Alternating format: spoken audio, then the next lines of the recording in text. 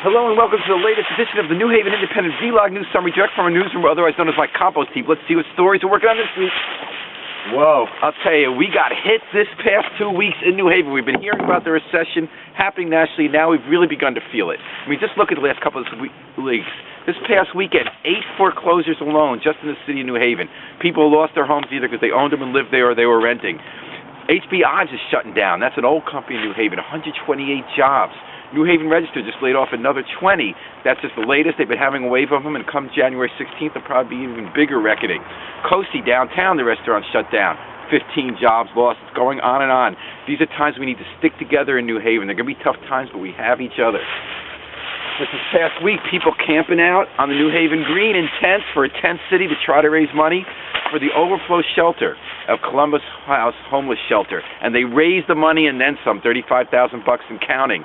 That's how we can pull together. That doesn't get to the root of the problem of homelessness. We're working on that too. That's going to be tougher in the recession, creating jobs, getting supportive housing and services for people. But in the meantime, the Band-Aids can help. Now, one thing we don't want to do, like here's my duct tape wallet in the compost heap, let's rescue it. We don't want to throw away money. But the way we sometimes throw around money in New Haven, throw it away, makes it tough to be a liberal. Even in a liberal city like New Haven, it could sometimes make you question those liberal assumptions about government, which people like me do see as the engine to bring us all together. I'm talking about what the Housing Authority is doing out at West Rock. Now, that's the place we have a lot of public housing projects in the shadow of West Rock, cut off from the rest of the city, cut off from Hamden, and they have a lot fewer people living there than before, and there's a commercial plaza there that never took off over decades. You couldn't really have viable business there. The Housing Authority spent $750,000 to buy that plaza, kicked out some churches, gave money to leave, and they think that they're going to be able to make stores work there when there's nobody there to shop.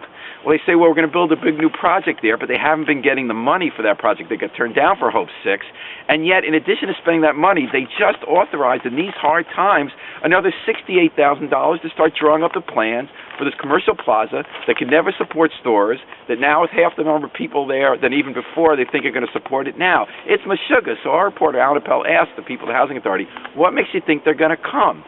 Jimmy Miller, who's in charge of this project, you know what he said? He said, well, maybe they'll come from Hamden. Hamden built a huge fence to keep people from going back and forth from West Rock into Hamden. Then they built a huge fence so nobody could even jump it. And he thinks he's going to drive here and go to the stores? Oh, you can vote. Let's see what else we're working on. Here's a secret: balsamic vinegar. Cheryl Barber, who cooks at HSC, high school in the community, she's found a way to get kids eating healthful food. They love her green beans, and I saw why. She was at City Seed downtown. She was handing out some of these green beans and some of the healthful foods they make that are popular in the schools. And here's Chef Cheryl Barber's secret.